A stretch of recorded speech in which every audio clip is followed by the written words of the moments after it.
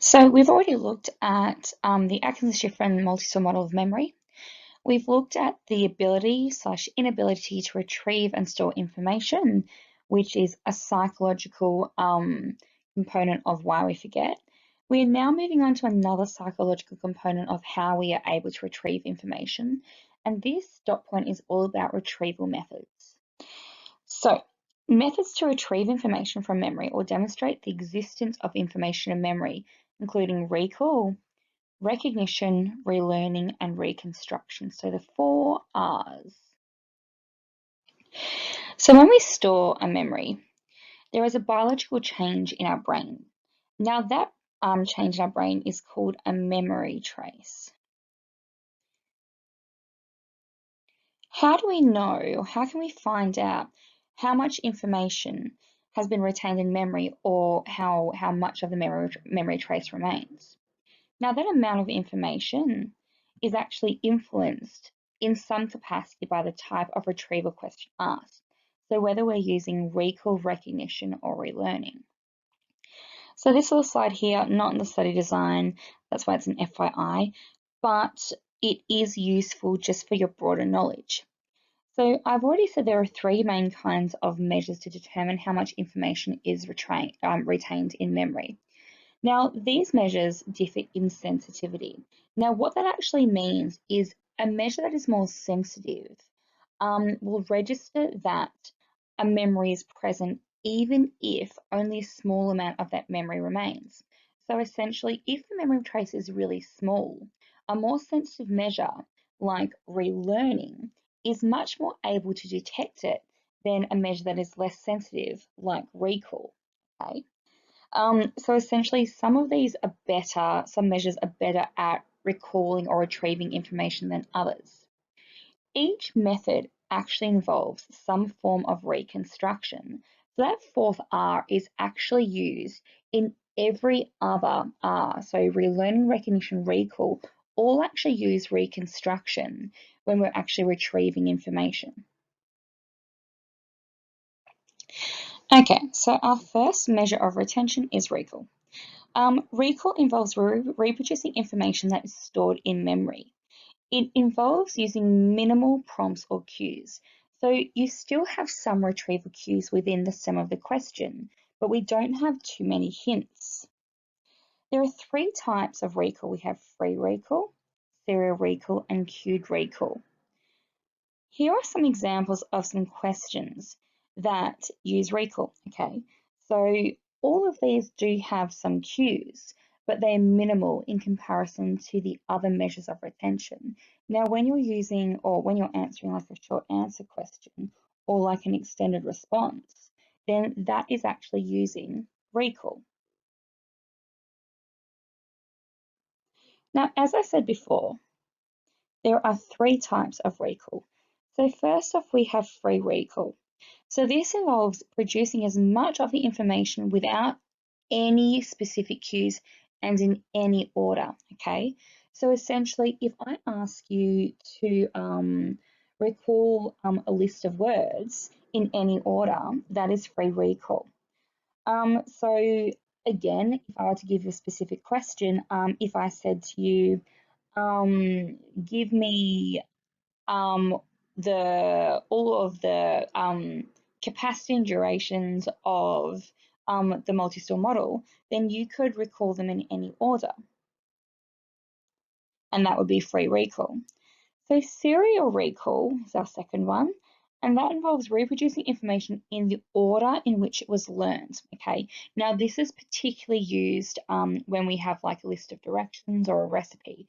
So there's no purpose or it's no good you learning a recipe and engaging the steps out of order. That doesn't make sense. Um, so a really good example would be like if I were to give you directions from Chadstone to, I don't know, the city.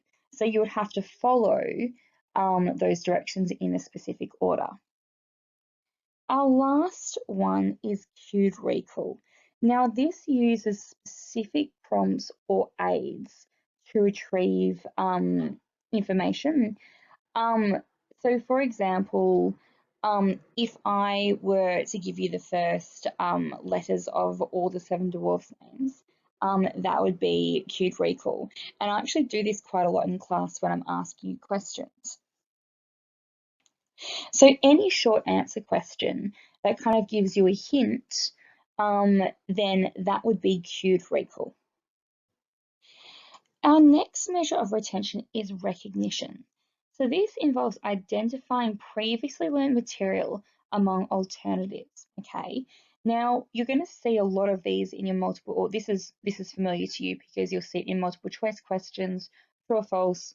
I'm sure that you'll never be involved in a police lineup, but if you are, that also involves recognition. Okay. Now recognition is not to be confused with cued recall. Recognition means that there is a list of alternatives and the information is present, okay?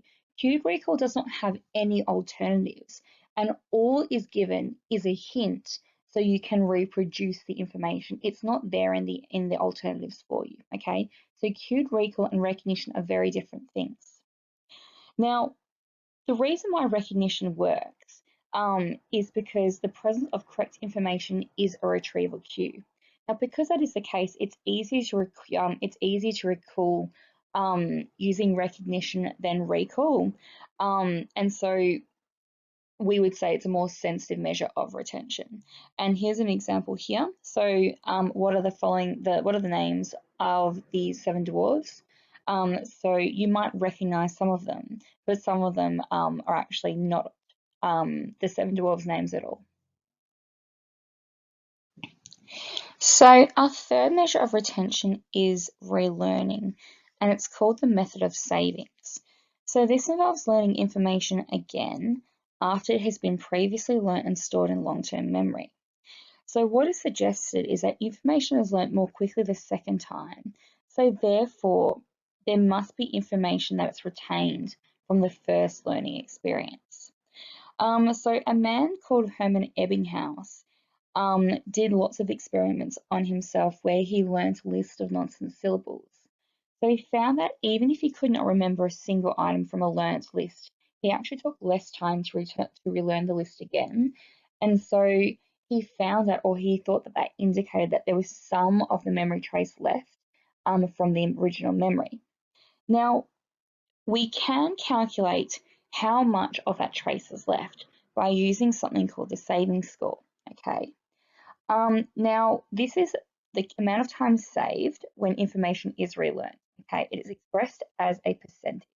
So what we do is we have the trials or time taken from the original learning, subtract the trials or time taken for relearning, and then you divide that number by the trials or time taken for the original learning. So, for example, let's say I've learned to ride a bike when I was 10 years old, okay? And it took me 10 trials to learn to ride the bike originally, and it took me 5 trials to learn to learn how to ride a bike the second time, okay? So that is obviously 5, and if we divide that by the original 10 trials, that equals 50%, okay? Now, we can also do this with time. So it might take 10 trials or 10 hours. So 5 trials or 5 hours. You just must make sure that you are making or you're taking note of if it is time or trials within your scenarios, because it does have to be consistent. So our last art is reconstruction. So memory reconstruction involves combining stored information with other available information to form what is believed to be more coherent, complete, or accurate memory. So as I said before, your memory is not a picture, it's more a painting. So it's the impressions of an event. That painting or that impression, it's influenced by many factors such as like your previous knowledge, values, psychological state, lots of different things. Okay. Now, when we retrieve that information, or when we're reconstructing it, if the memory has gaps or if it's not clear, we tend to add information that help to ensure that the memory is complete and therefore makes sense. Now, because we are adding in information, because we're making, I guess, an amalgamation of impressions, what we're retrieving is not always the perfect reproduction, okay? So I used this example in a previous video. So you might be asked to recall your last birthday party. Certain features and fragments may come back to you, such as where it was held, who was there, what you're wearing, what happened. All of these features and events are recalled, and they put together to reconstruct the memory of your last birthday.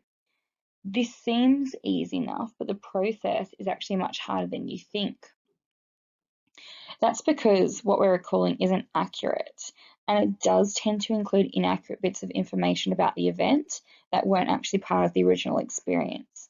So again, if you're at a bad party, like your birthday party was bad, and when you're talking to your friend after the fact who maybe had a good time, what you're actually doing is you're actively recalling the memory of your bad birthday party and then integrating new information, i.e., that the birthday party was good.